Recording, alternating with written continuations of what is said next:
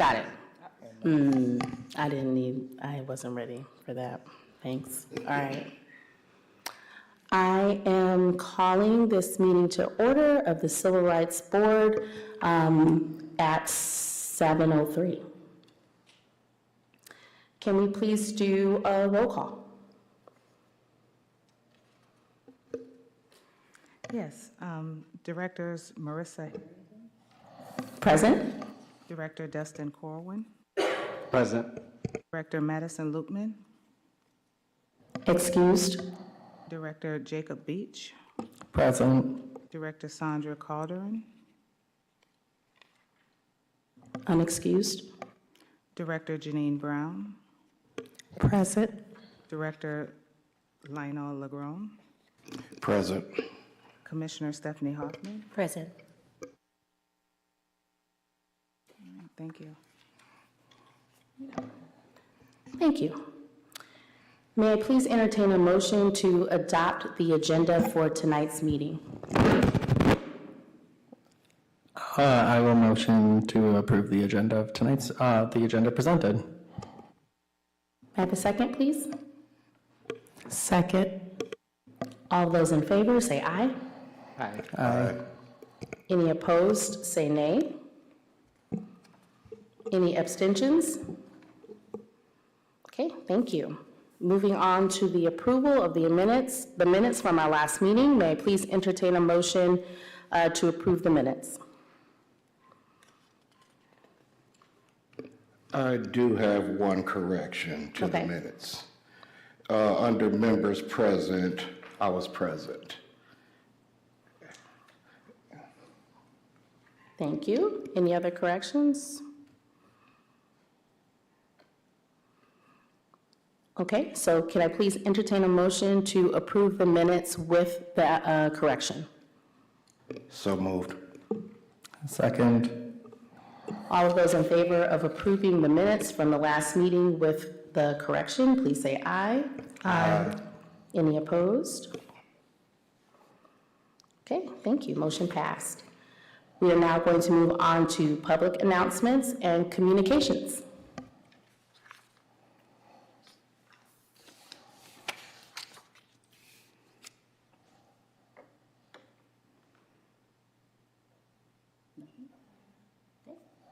Seeing that we have none, we are going to move on to discussion and action items.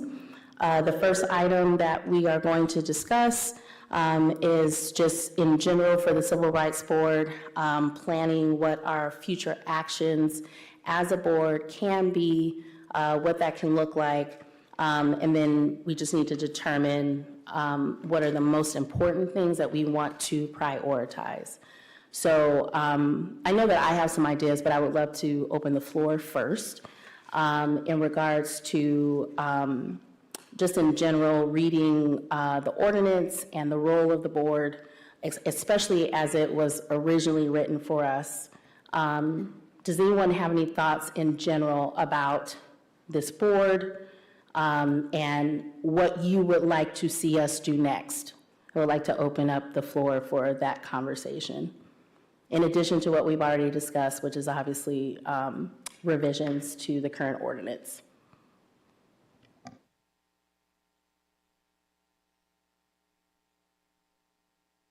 This is Director Legrone. I'm wondering if we should consider some sort of listening sessions, some regular sessions where we listen to the concerns of the community. I've heard lots of complaints about pollution that have been affecting black and brown neighborhoods here and other things, and I wonder if we should take an opportunity to just hold a listening session once or twice a year.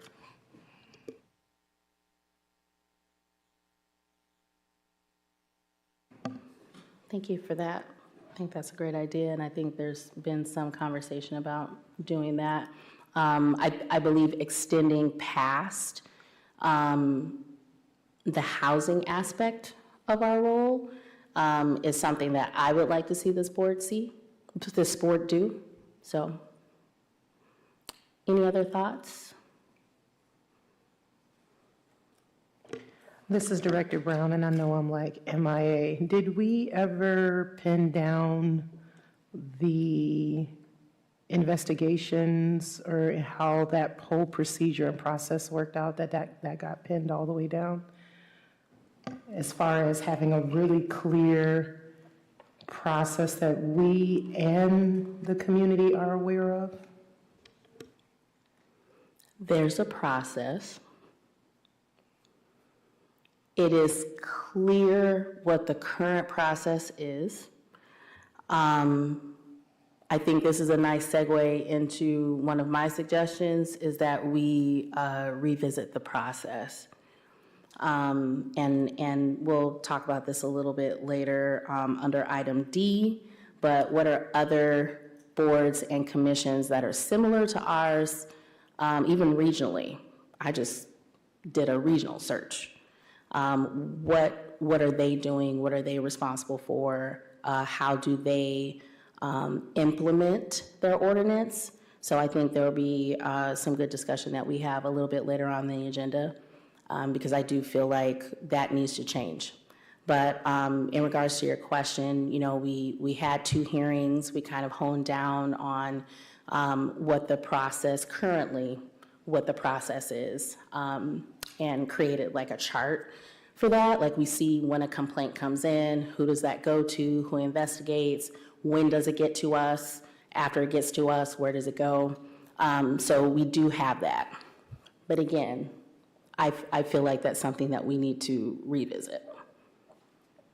This is Director Brown. There was one more thing, though, that I was also looking for. Being a civil rights board and working with the city, it kind of goes along with what you're saying, the listening sessions.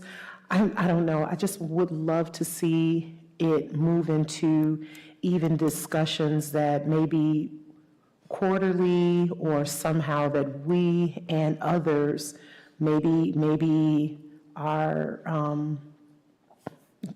government or our police or whatever, but just though that we come together along with them and have discussions around, what's the impact, what are we doing, how are we working together. I think the community needs to not see us so disjointed, because I feel that happens a lot. So the more that we can come together and work hand in hand, and it's not a versus, but create more ands, and then inviting the community to some of those sessions as well, where we can talk about how we work together and bring up things and bring up thoughts and, discussion, not to like fix anything per se, but just to have those discussions. So, and that everyone is here, a representation of everyone is here.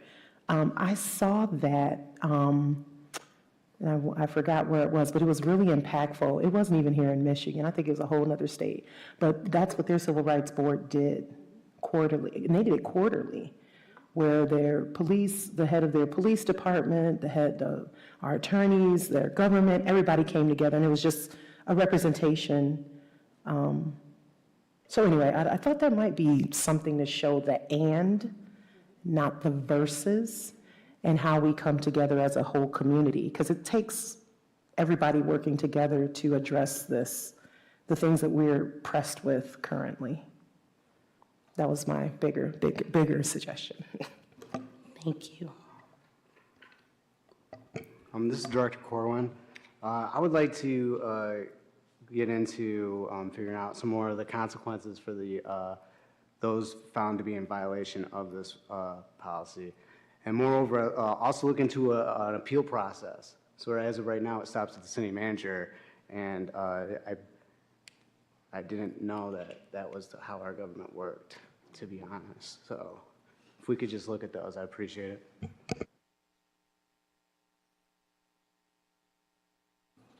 Any other thoughts? Again, this discussion is future actions that we as a board would like to pursue in the coming months. This is Director LeGrone. I'd like to echo the sentiments of Director Brown. I think that collaboration is very important. We can't operate in isolation. We must operate in community.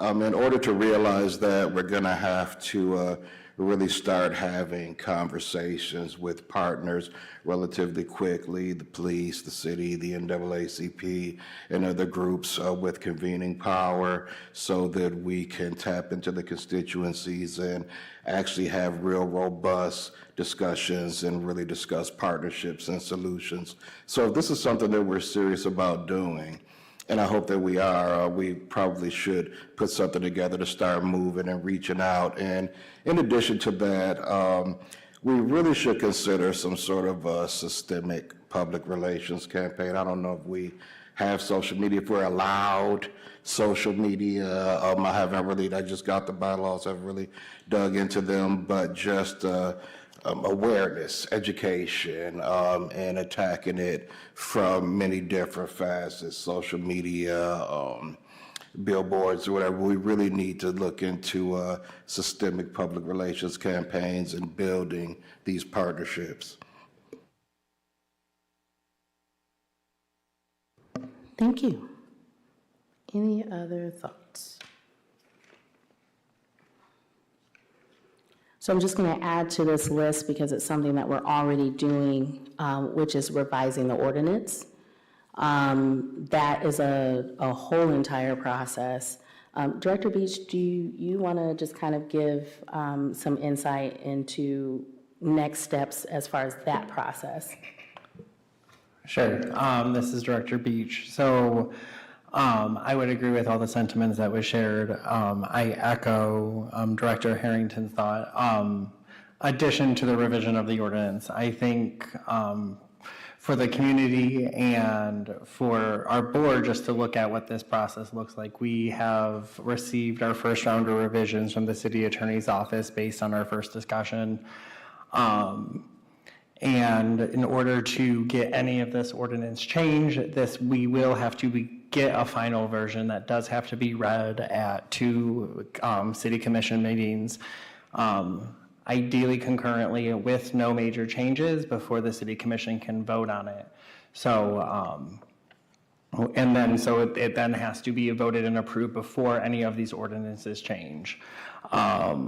I think with reading the ordinances, from my personal opinion, reading the ordinances, and then also beginning to review the material that Commissioner Hoffman provided to the board regarding where the ordinance began, that is quite a heavy lift for our board in a process, and I think it's really important we engage the community again, like we did around the first time, and now that we have us as a board in place, I really do see us, our role in seeing this process through and making sure we hold our partners accountable and we have an ordinance that is actionable, and stewarding through a process which frankly I think is going to be a long one, that it will involve politics and will involve personal opinions, but I do see the role of this board as walking along that path and making sure there's that follow through. But I did want to share that is what the process will look like to get any changes to this ordinance. So right now, all of these discussions will be our recommendations until it's approved by the city commission. This is Director Brown. I have a question. Do we know when this is going to go before them with the revisions, or do we have a projected time frame when this will go before the commissioner for revision, or the commissioners for voting on the revision? Sorry.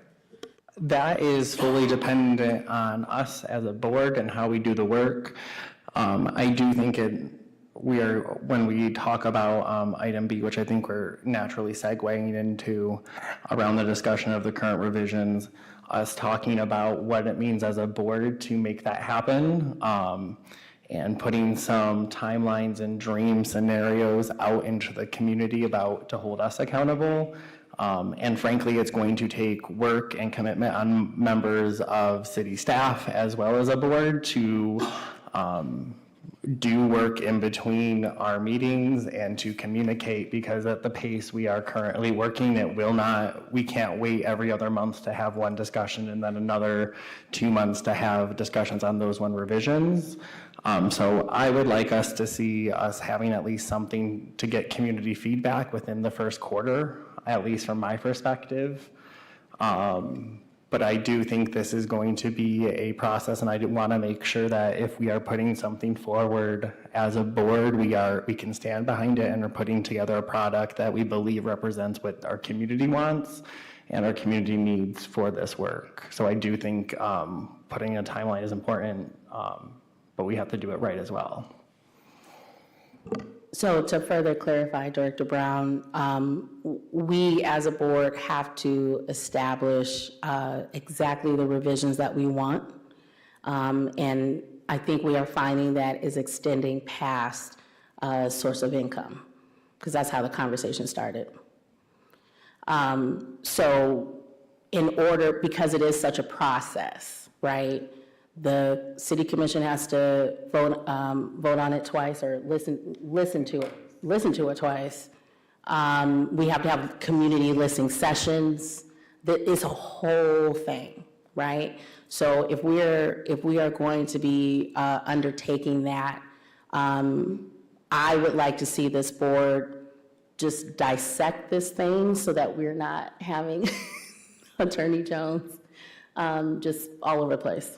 Right? So we want to, any revisions, anything we want to do, we need to do it now, okay? Before it even gets in front of the city commission. So as Director Beach just mentioned, this is a natural segue into item B on the agenda, which is the revisions that we have received so far. So we will discuss those right now, and then let's discuss if there's anything else that we want to add, and I'm hearing that there probably is, possibly based on some of the things that you brought up in the last agenda item. And then we're going to need to set, in general, the board, I want to have a discussion about how you all feel about the timeline and what we need to do. And then the leadership team will get together and set a concrete timeline. Okay? So if we can all pull out the ordinance that was provided for us that has the proposed revisions on it. And if we can go to page 2. Oh, it's so small. It looks like the only revision on page 2, and you'll see this continued throughout the ordinance, is instead of using the wording victim of domestic violence, we are changing the wording to survivor of domestic violence. So you see the first revision of that type on page 2. Yep. It says, top of it says Chapter 18, non-discrimination. That's the document I'm looking at. Mm-hmm. Yeah. Mm-hmm. You got it? Which one? You got it? We got it. It's a Wednesday. All right. The next one. Ooh, my eyes. Help me out. Where's the next one? I think it might be the same type of revision. It's so small. So page 10 is where I have seen the next one, but I feel like there's a couple of the survivor of domestic violence references that I may have missed. Page 10, we discussed this at the last meeting, but I just want to have everyone get their eyes on it, just to make sure that we are okay with the proposed revisions here based on our discussion at the last meeting. So we are using the wording, any verifiable lawful source of money paid directly to an individual or family or indirectly on behalf of an individual or family, including but not limited to, and this is under source of income, wages, salaries, or other monetary compensation from employment. money derived from a gift or bequest, contract including insurance proceeds, loan, settlement, or award for a claim for personal property, for personal injury, court order, child support, or alimony, and pension and retirement income. And then the last item, well, number 3 is money from any benefit or subsidy program, including but not limited to Social Security benefits, supplemental security income, unemployment benefits, federal housing choice voucher, Veterans Affairs supportive housing voucher, or any other housing assistance payment or subsidy from a federal, state, or local agency or nonprofit entity. And as a reminder, we wanted to be as specific as possible in that section, specifically as it pertains to source of income and the types of sources of income, so there can be no gray areas, misinterpretations, that what we intend with this ordinance is full protection for sources of income. So any questions about that, any additions, any thoughts? This is Director Beach, and I have a question for this, hoping Attorney Jones that you could clarify. So I just want to make sure, because looking at this and looking at the edits, we really, when it comes to number 3, just expanded the definition. So if you look, federal housing choice vouchers was a part of the original ordinance, and we now have expanded it to say Veterans Affairs and housing choice voucher, and expanded the different names.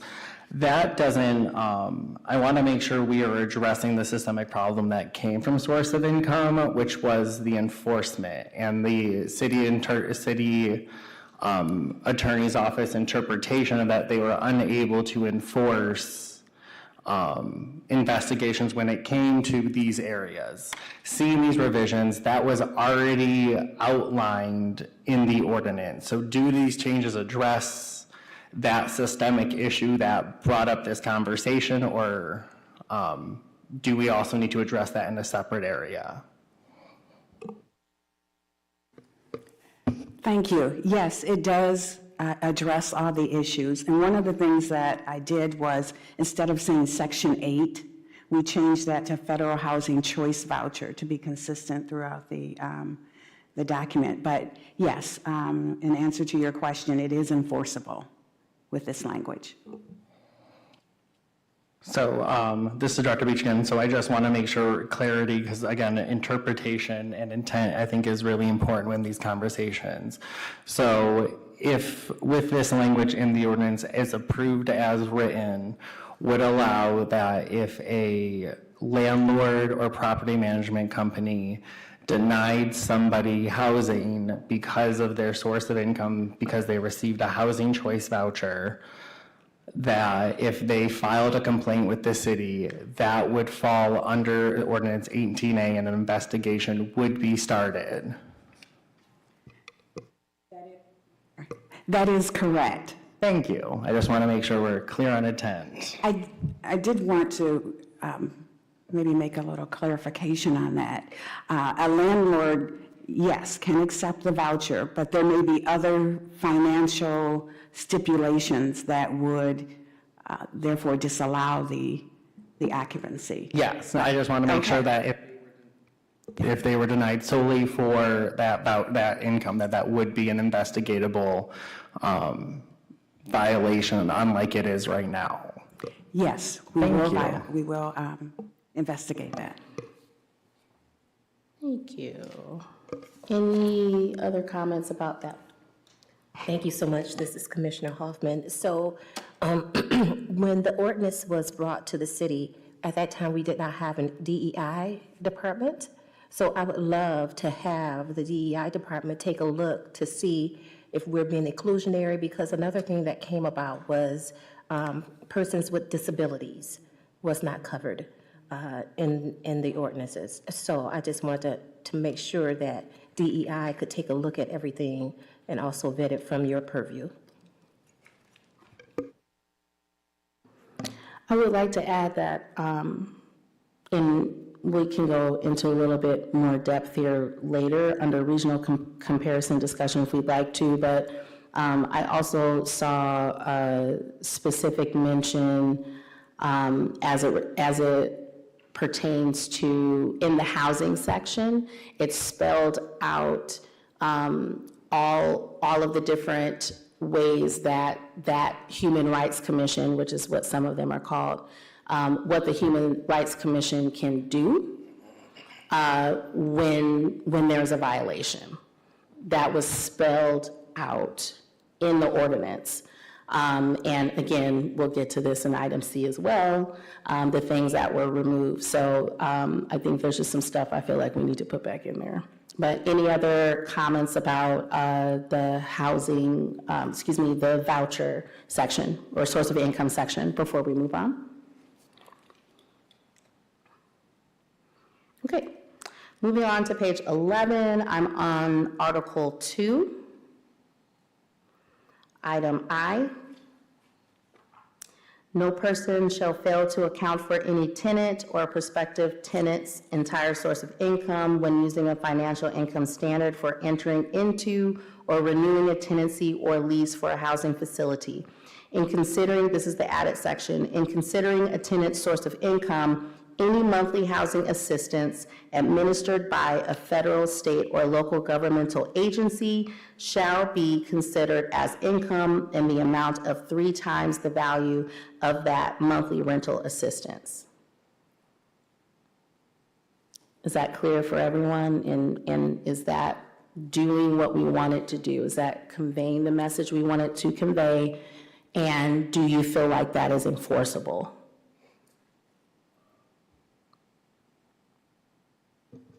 This is Director Calderon-West. So I think that had come up before because we just didn't want there to be any misinterpretation on using the word treated as. So this way that is accepted or considered as income. Thank you. This is Director Brown. I think I'm struggling with the word considered. I wonder if there needs to be stronger language there. Is there another word? I want to, if we're really writing this to remove gray or, any ambiguous language, I just wonder, is that, and maybe, I don't know, maybe attorney, do you think that language, when we're saying considered, what if he says, well, I don't consider, I just wonder is that language strong enough to say, no, this is, and I'm wondering, it should be more like it is, or shall be accepted, or is accepted as, I just wondered. Originally, at the last meeting, there was a discussion about taking treated out and either putting accepted or considered. I don't think it matters. They would have to consider it. They don't necessarily, there's still other factors, but they would have to consider that. Okay. So if we had an instance where we had someone who had filed a complaint and we determined they did not consider that in their calculation, then that would be a violation of the ordinance. Okay. Yeah, I don't know. I think personally, I think I'm still, I don't know, I'm struggling with the word considered, and maybe I'm just being nitpicky, but if the way you mention it, I guess I get it. I guess I like the word accepted more because it's more like saying it is. You know what I mean? I think it's more like that's the line there, but considered accepted, I guess. We can go either way, but either way, we'll go with it. We'll go with it. I'm not going to argue.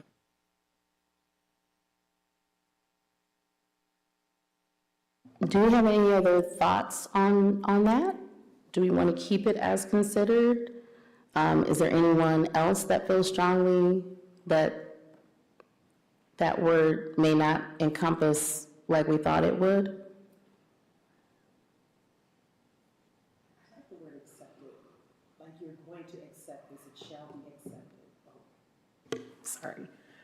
I think I like the word accepted only because it is, if if the person is sitting there considering looking at someone's income and saying, okay, what should be in here? This should be in here, this should be in here, right? And it needs to be accepted, you need to accept that as income. Considered, to me, leaves opinionation, I don't know. It personally, it just sounds more like, well, I did kind of look at it, but, or to someone, if I'm reading, and I'm like, well, I could consider it. It just, I don't know, it just leaves, but when you say, no, this shall be accepted as, then I'm like, oh, okay, that has to, and it just kind of, to me, it clears any gray, I don't know. And maybe it's just semantics. I don't want to make a whole 50 minutes of it, but I just, if I'm someone reading this, I would feel like I had some wiggle room. It feels wiggly. Okay, do we have any other directors that want to, or Attorney Jones? I would just say the word shall means that they have to.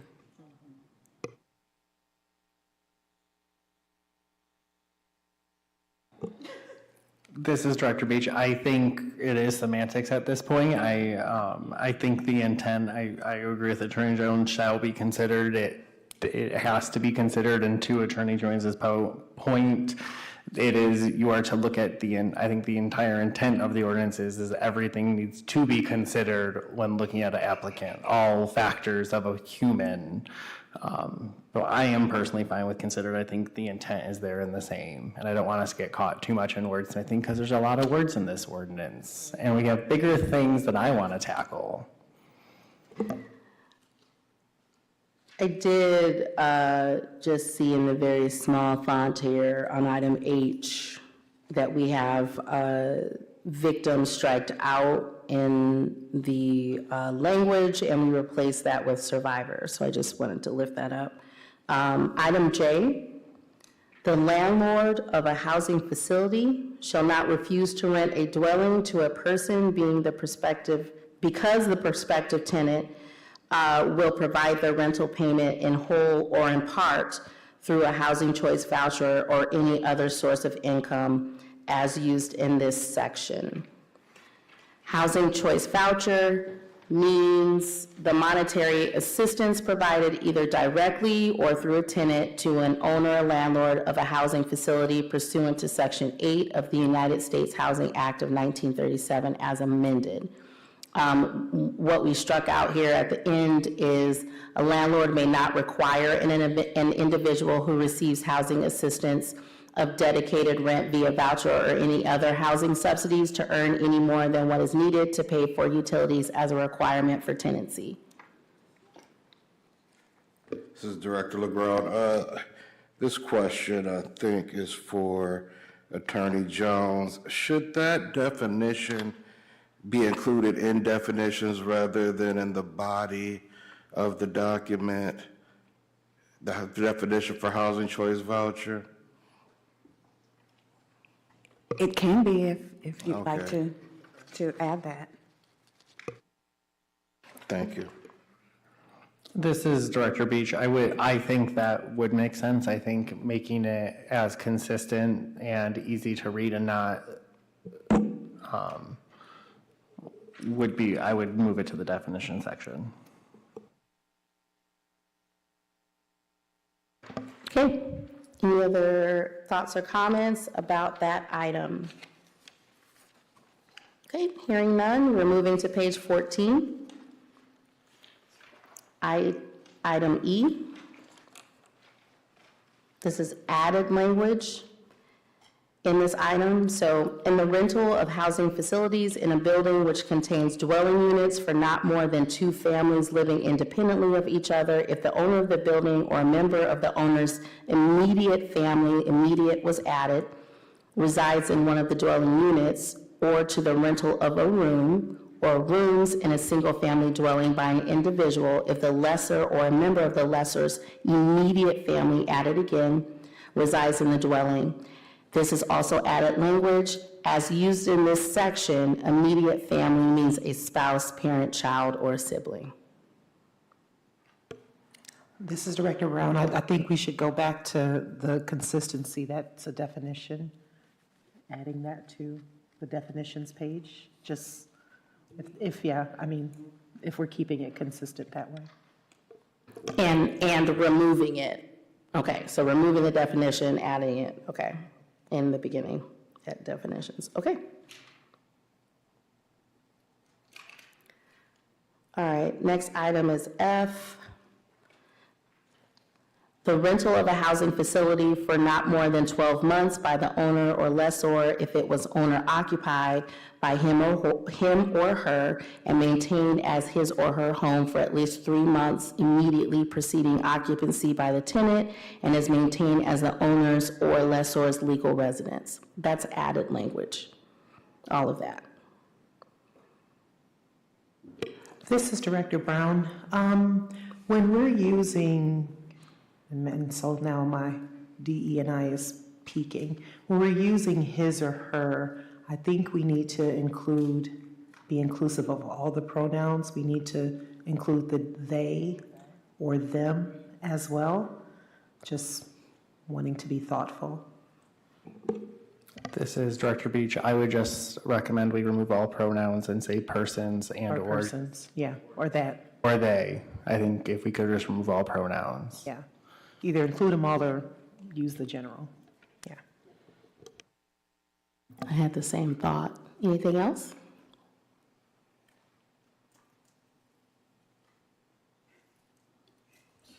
I can't conduct the meeting and eat candy, Commissioner Hoffman, but I would like to, because that looks good, that looks good. Okay, so I'm gonna move that we have candy up here for every meeting, for everybody. All right, anything else for item F? Okay, item G, this is also added language. With respect to the source of income, nothing in this chapter shall be construed to preclude the making of a good faith business determination by an owner or lessor of a housing facility that an individual be denied the sale or lease of a housing facility due to an inability to meet the financial obligations involved with the sale or lease of a housing facility. Any thoughts, questions?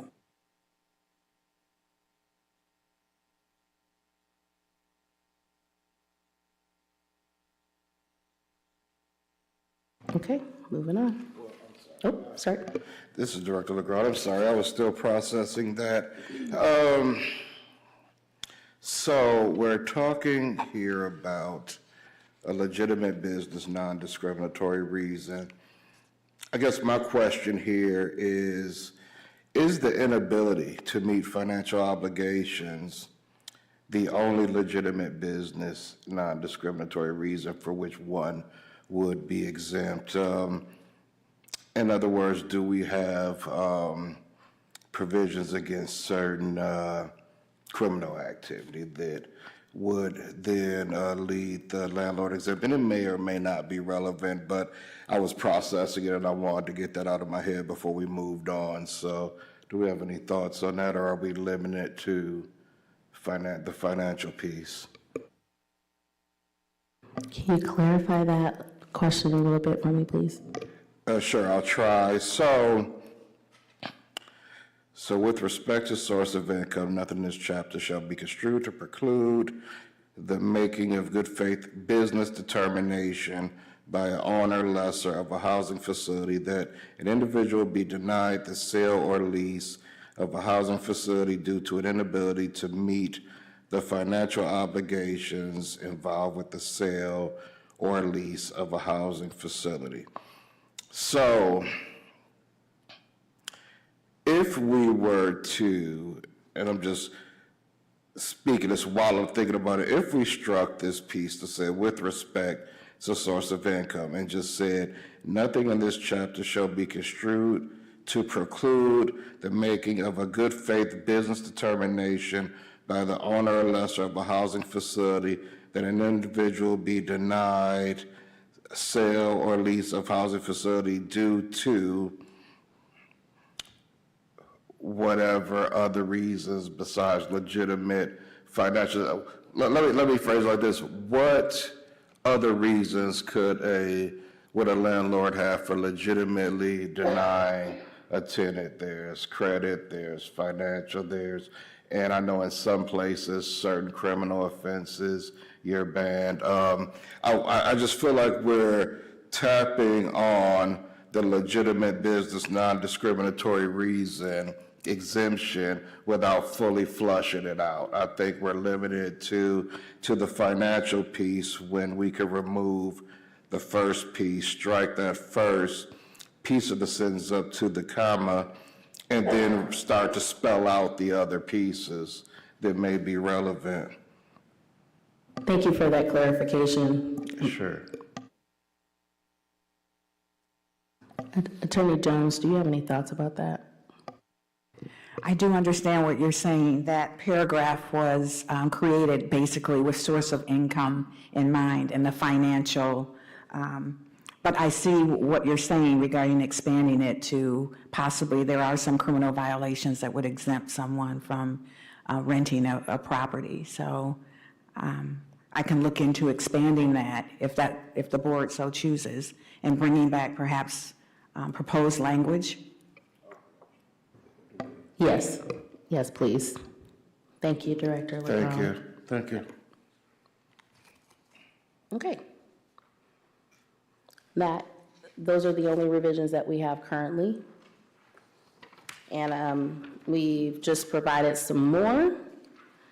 I think this is a good time to now discuss the original ordinance and that's item C in our agenda, because I'd like for us to review what was taken out and then assess if there's anything we want to put back in.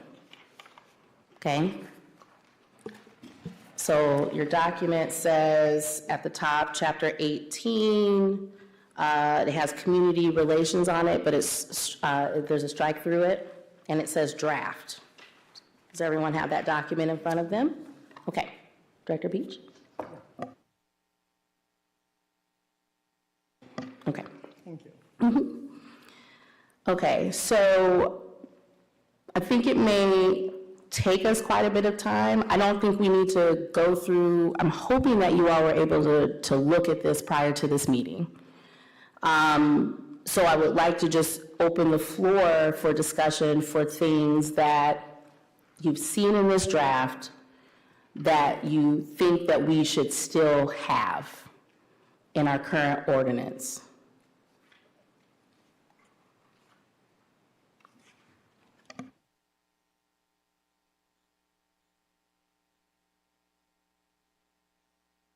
So I'll start the conversation just to get us going. If you go to page 2.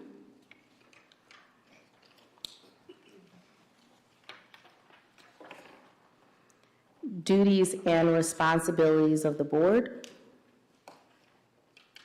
So this is section 18-8.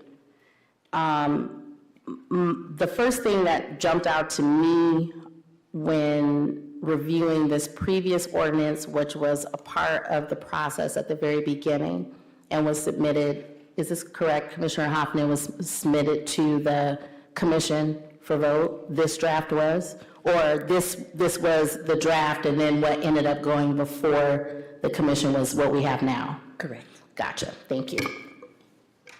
So this was the draft before it was voted on by the commission, okay? So what stood out to me was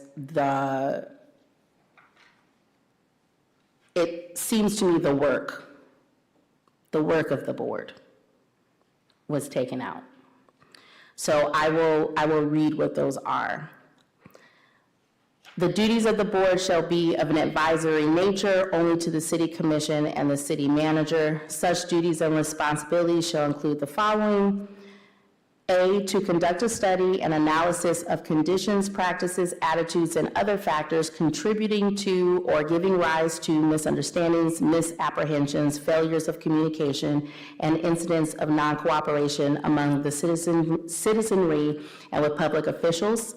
B, to prepare for the city commission or city manager as may be appropriate, factual and analytical reports and recommendations as to corrective or ameliorating actions the board may deem appropriate in furtherance of the policy and goal as stated in this article. Reports should include a review and analysis of the effectiveness of prior actions, projects, or programs, to include, where appropriate, recommendations with regard to current city practices, programs, and projects.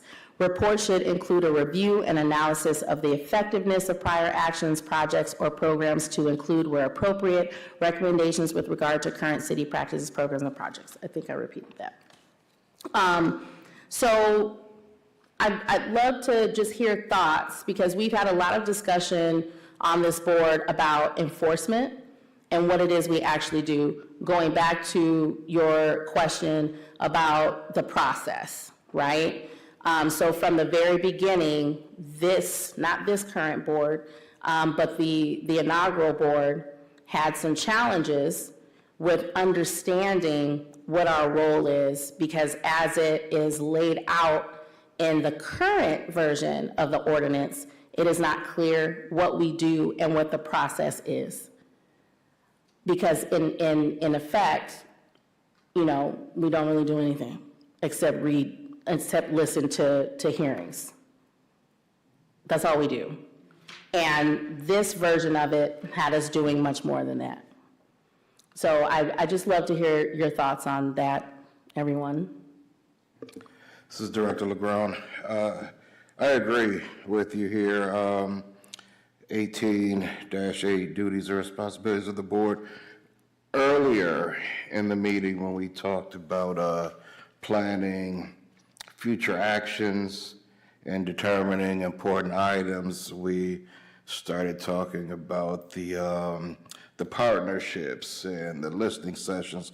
All of that would realistically fall under A right here. So, conduct a study and analysis of conditions. That's what we're doing when we have listening sessions. When we collaborate with other entities, we're conducting analysis. We're looking at conditions, practices, and attitudes that affect the community. So I would certainly suggest, as strongly as I could, that we consider incorporating A into the duties of the board. We have to push back against any notion that we can't actively participate in the alleviation of discrimination in the city. This is Director Beach. What I took away from this section is the hope and creation of this board was to be a third-party, community-led entity outside of this city to help improve our communities and our citizens' interaction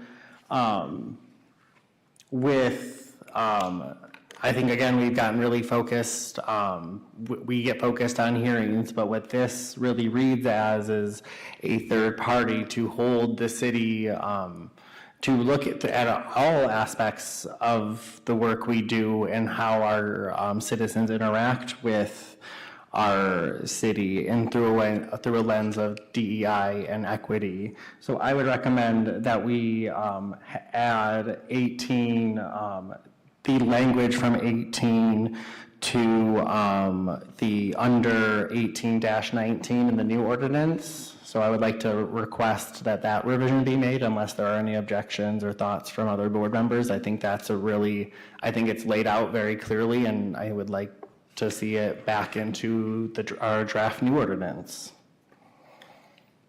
Director LeGrone, just so I'm clear, you're saying that you think B should be in there as well. So right now we're at incorporating A and B. Do I understand that correctly? 18-8, A and B? Yes. Excellent, thank you. This is Director Calderon. If you're going to include B, it just clarifies in C what the reports should include that are coming from B.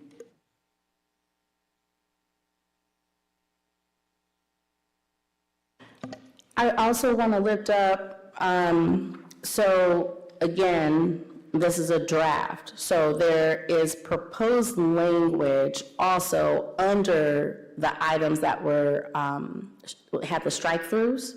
So if you keep reading after item C, this was proposed language. A is actually still is in our chapter right now. B talks about enforcement. And then you see C in this iteration, and then D and E. Do you all see that? So I would propose that everything that's in this current draft as A through E is included in our current section 18-18. Or, no, 19, sorry. This is Director LeGrand. The issue that I have with that is, and I think maybe we'll get to this regional comparison discussion, I think there should be a clear separation of roles between the investigative arm and the hearing arm. And what I see in other municipalities is the DEI office actually conducts investigations, and then when things rise to the level of a hearing, that's when this body would get involved. So I don't know that we should investigate and conduct hearings. The investigations are typically done by city staff, and then if they need to go to a hearing, they come to us. So I like to think through that a little bit before we put, suggest B go back in there.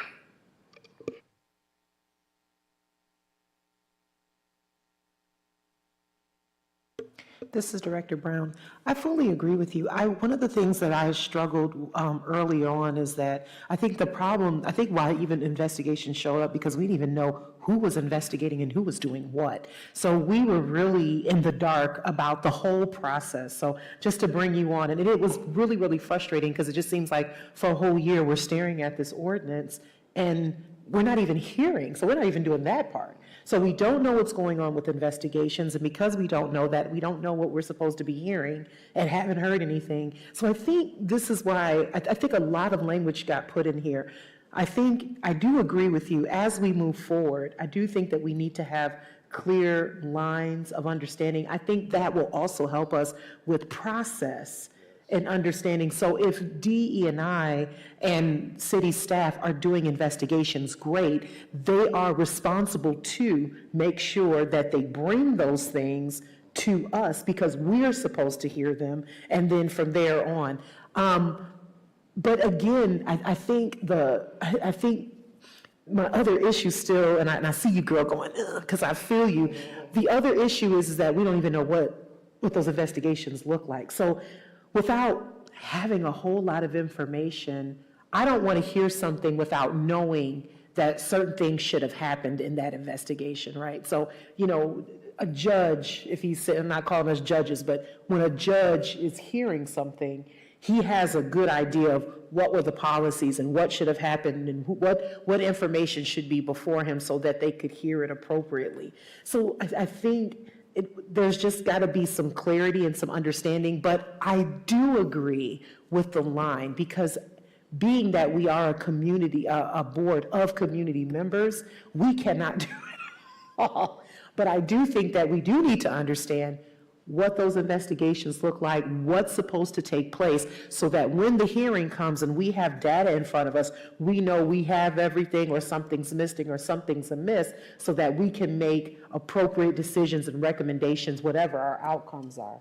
So I agree with that, but I just wanted to let you know, I think that's why it went in there, because everything was so up in the air. And this is why I think really pinning down and getting the understanding of those boundaries and the process in those boundaries will really help us to be effective. But right now, that's where I struggle. I'm struggling with effectiveness because the process is not clear.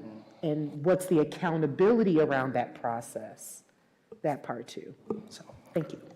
Thank you, and I understand. This is Director LeGrand. I'm sorry, was somebody? Yes, I want to acknowledge. I apologize. Sorry about that. Can you just make sure just look at me and make sure that I'm giving you the green light to speak, just so that we can make sure. Yes, Yeah. I apologize. So the way that I envision this is DI would do investigations. The final investigative report would be reviewed by this body. This body would make a recommendation to the city manager, who would have the ultimate authority to sign off. And this is just in the spirit of cooperation, working together, and everything that you mentioned earlier. So that was all I was going to say. I apologize. This is Director Hewitt-Smith. I do hear the comments and the suggestions in regards to DE&I doing the investigations. And City Attorney Jones may or may not agree with me. When you deal with investigations, because I had a brief stint in human resources, it is a level of confidentiality. So I am not in favor of, for my opinion, everyone seeing what's involved inside of an investigation. I agree that presenting that language to you, but I guess I'm somewhat kind of confused on, because the process that we have now comes in, things that should be handled by the city is handled by the city through the attorney's office, and what is basically should be EEOC is handed up. So I guess that's where I'm a little bit confused. So I guess for clarification, we as a board were not even aware when investigations were happening. And so my concern from experiencing that for over a year is the lack of transparency and balance, right?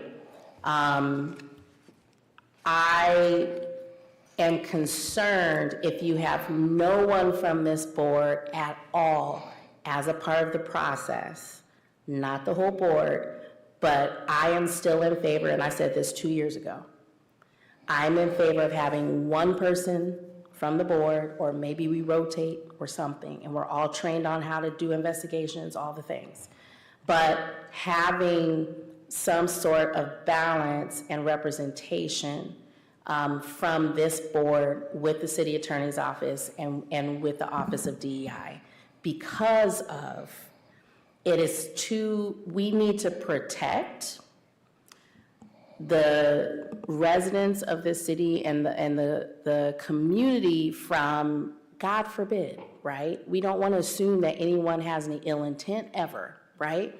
But the reason why we do this and we go through these documents and we set things up and we set systems and processes is to prevent something like that happening. So if someone had some bias or malicious intent or whatever, that there is no question that it was fair, that it was a fair process, that the Civil Rights Board was a part of it, aware of what was going on, the investigations, because as we have the process set up right now, I don't approve of it, I don't like it, I've been doing it for 2 years and it's not effective.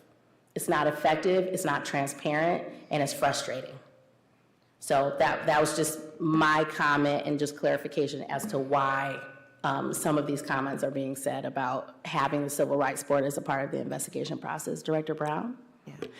And I understand, because I work at HR, so I understand confidentiality, and I don't think confidentiality is what we're asking for. It goes back to the word transparency. To not know an investigation is even going on, to have no awareness that there's an issue, that's something that may come towards us. We were, like I said, we just didn't know. And then we got a report of a bunch of stuff that's happened. You see what I'm saying? And we were like, what? So then people were starting to doubt, well, what do we have a Civil Rights Board for? Well, the Civil Rights Board didn't even know. So I think that's where it's more of the transparency of, this is the process, when something happens, this, and we can look at that process and that's great, but just being transparent about when those things are coming up, when you are investigating. I don't need to know names, we don't have to get into the details, I'm not asking for that, but it would be nice to know that, hey, a situation has come through, it's in the attorney's office, and at least having, Director Harrington and Director Beach, at least having them having those awares, to me, that makes sense. So that as a board, they can prepare us, hey, board, this is coming up. We don't have any details yet. We'll find out when it does, if it does come to us. But that, to me, is the collaboration and the transparency that I think more so we're asking for, not the confidential details, if that makes sense.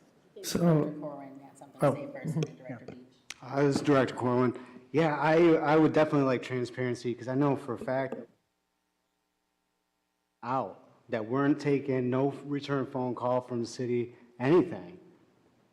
Which, after reading this and all the dates, yeah, it's appalling. And then moreover, the individual responding within a 10-day time frame, and the office is not the same person at this time, so let's make that clear. But anyways, responding like, hey, you're not within the time frame. So then they try to cease the process. But again, the city of Kalamazoo took well over 1 full calendar year from the date of the complaint to even have a return phone call. So I think transparency at this point is absolutely vital, because nothing happened.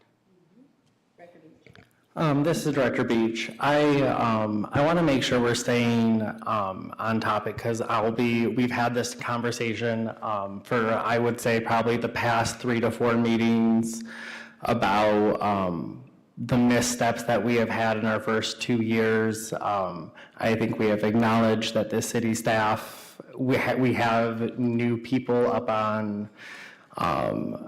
in part of our board, and I will say the transparency that we now have a leader. We've now started having a leadership team meeting with Director Harrington and myself with city staff, which and have been getting regular reports. So I do want to acknowledge that there has been progress, and I want to make sure we aren't diving into the nitty-gritty of the investigation process yet, because I will say my perspective is I don't think there is consensus or full understanding up here of what that process actually looks like.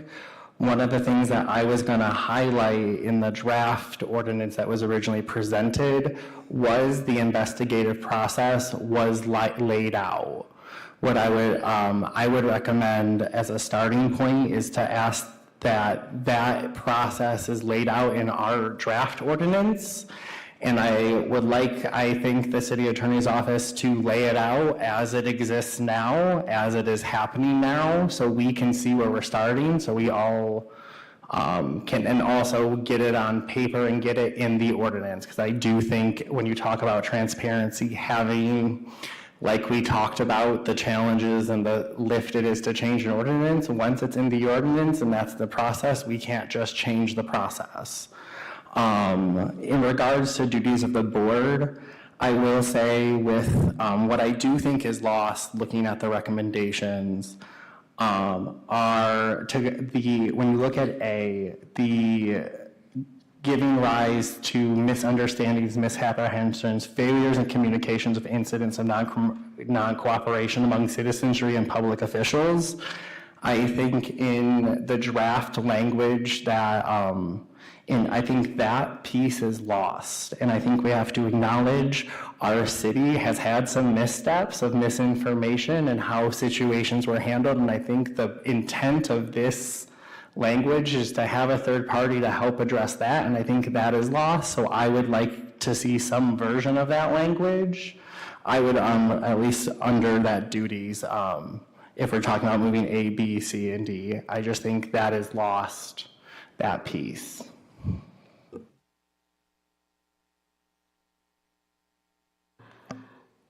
Director Brown, really quickly, I'm just trying to keep eye on the time. Real quick, well, if the investigative process, I'm just saying, if we do consider putting that in the draft, then I do not see the need to put that in under our responsibilities, right? So if it's going to be laid out, that's where I think, like I said, we put in the line, we're here to do the hearings. If the investigative process is laid out, then that, and who is responsible for that, is laid out in the ordinance. And I do believe that any investigative, anything needs to be removed from the duties of the board, if that makes sense.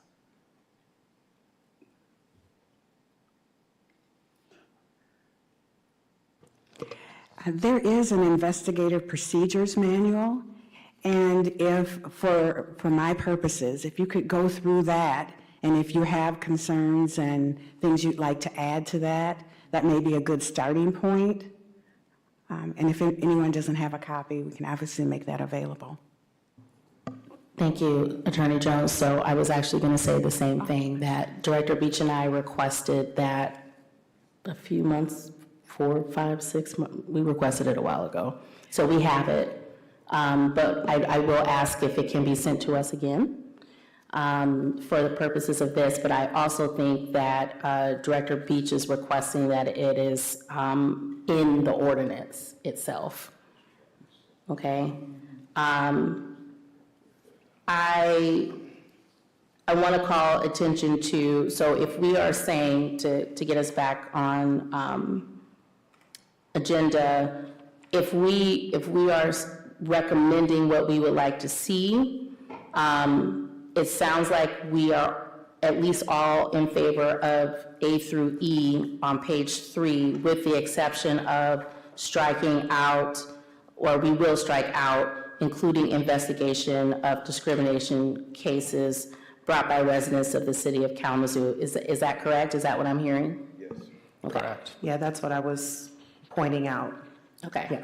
So, Attorney Jones, we are wanting page 3, on page 3, we would like to keep all of A through E in the next iteration.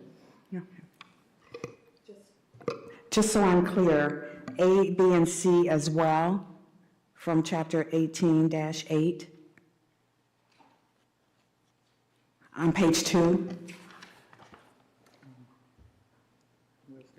No, the edited ones on page 3, the recommended edits on page 3, those A, B, C, and D, and E. Okay. Thank you, because that will address the enforcement concern that we've had before. Director LeGrand? So yes, did think that 18-8 on page 2, A and B would be, I think that was your question, right? That was my question. Yes. I wanted to be inclusive. Yes. Yeah. Yeah, we want to include A and B, yeah, and then C, and the confusion is under C, instead of 1, 2, 3, 4, 5, it's C, A, B, C, D, E. So I think that's where we're confused, but yes, we want to include 18, basically all of 18-8 that's on page 2, actually all 18-8 with the exception of the including investigations of discrimination cases in C-B.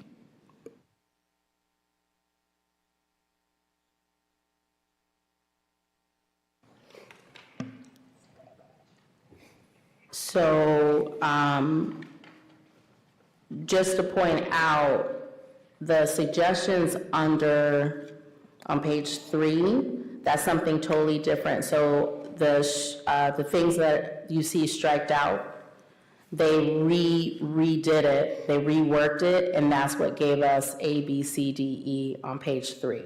So if you look at the new proposed C, that is supposed to be inclusive of what was struck out as A, B, and C on the previous pages. So that language is in there. So I would just recommend, I think, carrying over the original A. I would not say, I don't think the original A under duties and responsibilities of the board is reflective in the new list, so I would recommend that we keep A and then the A, B, C, D, and E. People follow what I'm saying? I do, yes. Thank you. That is what my recommendation would be. Okay, moving on. On page 4, 18-9 is actually talking about the complaint process. And if you look at the bottom of the page, this is under item B, number 2. So we're saying we don't want to investigate, but what I want you to look at is items A through D under 2. Because this is again, the question of enforcement. So if we're doing hearings and we're not doing investigations, we're doing enforcement. We're doing hearings and enforcement. Can I ask a clarifying question to Attorney Jones? When I look back, I'm going back to 18A when we're talking about enforcement. On page 15 under remedies, the provision of the chapters are to be enforced in the mechanism provided in Article 3, Chapter 18, 18-9 through 18-9 and 8 through 18-13. And I look at those in Ordinance 18, and I see a lot of enforcement that I just want to clarify, specifically around penalties. 1813, which is listed in Ordinance 18A around enforcement, says a violation of any provision of this chapter in the midst of a civil infraction may be punishable by a fine not more than $2,000. So as I'm reading this ordinance, it does appear our board does have the ability to enforce things such as fines, and so I guess I want to clarify, because that is different than what was communicated when we have had previous hearings. And I'm just, as we're reading for it and as we're having this enforcement conversation, I want to make sure we're changing the right things. And we don't already have the ability, and we were just, as a board, provided some misinformation.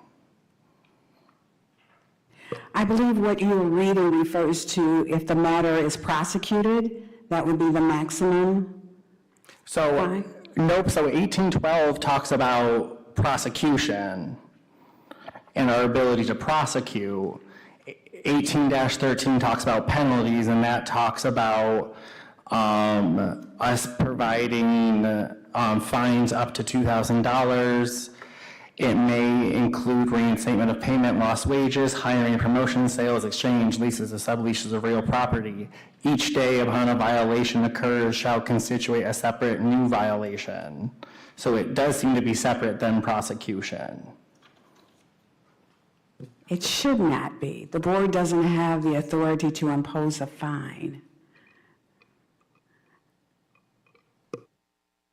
So I would recommend that we look at that then, because, and I think this does go into regional discussions that other boards do. Let's just go ahead and move on in the agenda. Well, I think I want to make we sure. can. Go ahead. I want to make sure we get through the old revisions, the previous one, to get through that. I want to make sure to check with the board. But so, just to clarify, Ordinance 18A is that, or 18 is then incorrect. I'm just trying to understand what I'm looking at. If it provides you the inference that the board can impose a fine, then it would be incorrect. Okay. Thank you. Sorry to derail. So I guess that correction needs to be made in the current ordinance, because that's what the language is, and it does infer that right now. Can we include what I was lifting up on page 4 of the previous ordinance in the draft? 2C? I have seen, I think we're just bouncing back and forth between agenda items, but I have seen examples of other civil rights boards or human rights commissions that do mediation.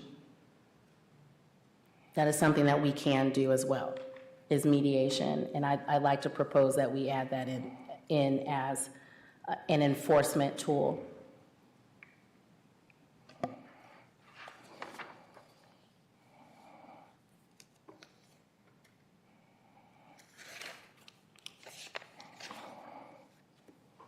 This is Director Beach. So I just want to clarify, when it comes to suggested revisions, when it comes to the investigation process, we will review that revision at our next meeting that we talk about, because we'll be adding that to the ordinance, the current investigation process, correct? That's the plan. I just want to make sure. Okay. Man, this is Director LeGrone. I didn't have an opportunity to take a deep dive into the investigative manual, but when I glanced at it, it does appear that 18-9 already includes things that should be incorporated in that manual that are not. So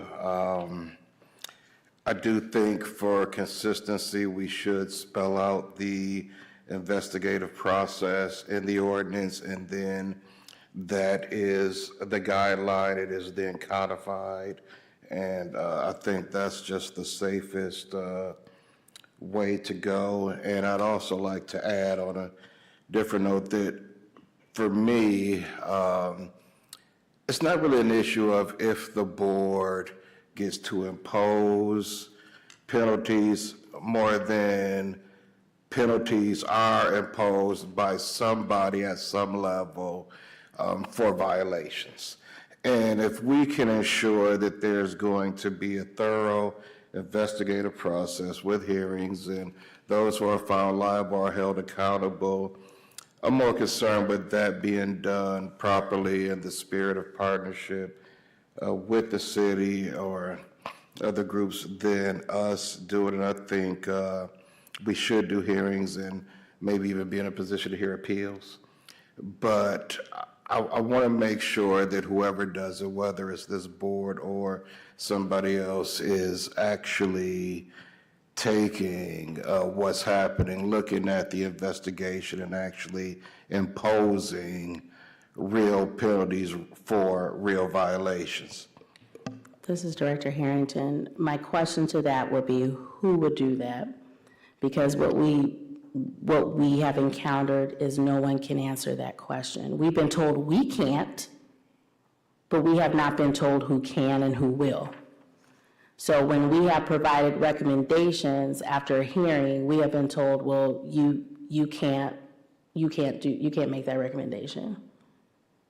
So that's the issue. It's all of this in theory is great. It's the practical side of it that we have had a challenge with. So I'm not even sure, we may need to, I don't know, continue this conversation. It seems like maybe as a board, we need to marinate on that enforcement piece, do a deep dive into the draft, and then I can have that as an agenda item on the next meeting, is that we specifically talk about enforcement. But, however, we only meet every other month. So in the interest of a timeline of getting these revisions done, getting it right, so that the city attorney's office can include everything we would like them to include, then to have listening sessions, and then to go in front of the board. Do you see what I'm saying? Like that, all of that could be a 6-month process. So the longer that we take to decide what we want to do here is just prolonging the process of doing these revisions. Yes. This is Director LeGrone. Understood. Thank you. So, and Attorney Jones, I guess you could help me out with this. It's my understanding that we do meet every other month, but with proper notice, there can be subcommittee meetings, because then we wouldn't be in violation of the Open Meetings Act, correct? That is correct. Okay, so we are not limited to every other month. This means every other month, but we could start it. I don't know, I'm new, so I don't know if we already have subcommittees established, but we can have a group dedicated to enforcement, dedicated to partnerships, dedicated to all the other things we talked about, and have these maybe side meetings and come squared away when we meet the next time. Thank you. This is Director Beach. That is, we have had an education subcommittee. The challenge, what we do have to remember with subcommittees, it can have a max of 3 participants, because then we do have to follow the Opens Meetings Act, and with the size of our board, we are only allowed to have subcommittees of 3 people. However, I would recommend that we do look at hosting special meetings and even getting them on the calendar now, because we do have to coordinate with city staff to get space. I think for January and for March at least, so like when you look at the first quarter, we initially went down to some history. We went down to every other month because frankly, we didn't have agenda items because we didn't fully understand our purpose. We didn't have a clear direction. From my perspective, today we have some marching orders. I think we have given the city attorney's office quite a bit of revisions and there's a lot of more information we need to digest, but we now have agenda items and I think things to fill this work. And so I would recommend at least for February, January, and March, we plan for special meetings and get those dates out to the community and public, because I think these next 4 meetings, I would encourage, I think, is diving into this and having enforcement, and so that is what my recommendation would be. Awesome. And Commissioner Hoffman? Thank you so much. This is Commissioner Hoffman. So I just want to say that, as you can see with the draft that was presented to the city, the ordinance did have teeth. And so, be it was not a perfect document, it did have an enforcement piece that was real and attainable, right, and realistic. As it pertains also to the timing, you know, we pushed, and then we got what we got. So I would rather see us take the time to get everything included that is going to be a benefit to our community versus saying it's going to take us 6 months or 12 months or 18 months. However much time it takes, I believe we need to give it deserves that amount of intention to make sure we have a really, really strong ordinance that is going to address what our community needs. Thank you. Thank you. And I absolutely agree. I just want the board to be aware of what the time commitment will be to do what we want to do. I just want everybody to be aware of that because it is going to take time and patience. Director Brown, and then I'm going to see if we can wrap it up. Director Brown, and then, yep, you want to go first? You can go ahead. I would like to show sentiment to Commissioner Hoffman's comments because I do want the board to take in consideration that everyone is based on terms, right? So when you come up with the draft, the final draft and the proposed ordinance for this, the work that you guys are putting into it, I think you should take the proper time to make it a solidified ordinance that will serve the community. That's all. Last comment, 2 more comments. Director Brown, Director Corwin, and then moving on. No comment, just I agree. This is Director Corwin. I just want to go on record and say that I've talked to some of the local attorneys, and they are confused on how does the citizen, if the citizen is found to have the violation occurred towards them, can we lay out the ramifications, like a citizen is allowed to sue, all right? Because the attorneys are like, hey, it's not in here, so we don't really know what to do. So I would like to advocate that we get on that as soon as possible as well. Awesome, thank you. So I think it is a great idea to assume that we are going to meet next month, as well as February and March. We will continue these conversations. I think we did kind of already touch on the regional conversation, but again, this may be just a continuing of what we were talking about tonight. So are there any final comments about regional discussion or the previous draft of the ordinance? This is Director Beach. Director Harrington, I know you brought some documents. I would ask that you share those out to the board as a whole. And I think we have homework as board members to read that information about the regional, what is other communities are doing, to ask critical questions about why can't we. And I think really still digging into, when we get these revisions, really digging into, oh, am I done? Oh, we're back. So I just would make the request that you send those out to the board. Thank you. They will be links, but yes, I will do that. All right. If there is nothing further, we're going to move on to public comments.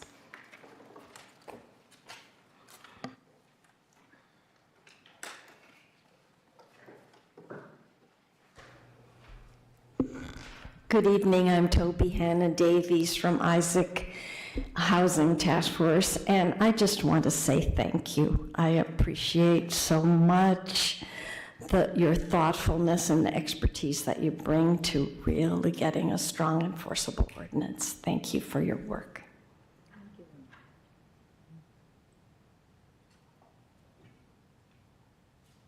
Are there any other public comments?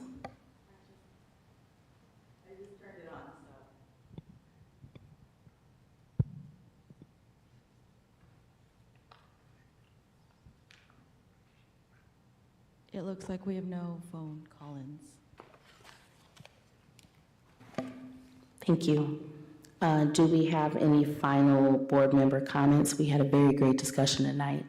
I don't think anybody else have anything they want to add? Director Calderon? Hi, it's Director Calderon. I just wanted to ask if for the subcommittee meetings that we're planning on having for January and March, if we are going to continue with the same schedule, for instance of Wednesday evenings. I would ask, that is determinant on availability, and so if the city staff could get us those dates that this is available for those special meetings as soon as possible, that'd be appreciated. So probably not the exact time and date. Thank you. This is Director Hewitt Smith. Most definitely, we will reach out to all of you, and hopefully we get a quick response from everyone with availabilities, and we can all try to come up with a determination of what's going to work best for everyone's schedule. Thank you. This is Director Harrington. I heard we were going to have special meetings of the board and committee meetings. That's what I heard. So the special meetings will be for us at a time that we are all available to further dig into this work. I also heard that we should probably start convening committees or reconvening the education committee and maybe convening an investigation committee. So appropriate way to do that is through email, but everyone respond individually if they're interested in being a part of one of the committees. Is that correct, the correct process? Yes, they would communicate with you. I believe you would appoint to those boards? I would recommend that we put the formation of committees on the January agenda so we can have a full conversation about what the purpose and because I do think if we have some subcommittees to do research and to bring back things, that would be great. I just think it is a bigger conversation. So I'd ask that it would be on the agenda for January. Got it, thank you. Director Brown. Hi, everyone. Director Brown. One thing that I just wanted to throw out at everyone, I know that we're going to be looking at different dates. I just want to let the board know, so my job, and the reason I'm bringing this up is because this is why I was MIA last time. I work out of town, and so I try to keep the first Wednesday available, but I work out of town, and my job makes me go all over the United States, and I'm gone for a week. The beginning of next year is going to be super rough for me, so I may, if we have special meetings, I may end up missing them. The other thing is I have to tell you guys that I do have a religious obligation on Friday nights that I cannot meet after sunset. I am a Seventh-day Adventist, so that's Sabbath for me. So kind of if anybody knows about Jewish, we follow the same thing. So I just want to let you know that I would not show up on a Friday night because of religious obligation. So hopefully that's okay. But I didn't want anybody to think that I was MIA because I was trying to be, my job does call me I don't work in town all the time. I try to tell my job, please don't send me out because I have this responsibility that I really am passionate about. But just wanted to put that out there when we are thinking about dates. I know I'm just one person. I'm not saying just think about me, but I did wanted to at least address that before the board and be open and transparent with what I've got going on. So hopefully that's okay with everyone, but just wanted to let you know. I'm always willing to do virtual, but I get it. Thank you. Thank you, Director Brown. Any further comments? So Director LeGrand, this board does not discriminate on the basis of religion, so you're good. And, you know, I do agree. I do agree with Director Beach. We should put it on the agenda for January, the committees, and take it from there. Thank you. If there's nothing further, I'm going to adjourn this meeting at 8:32. Thank you, everyone.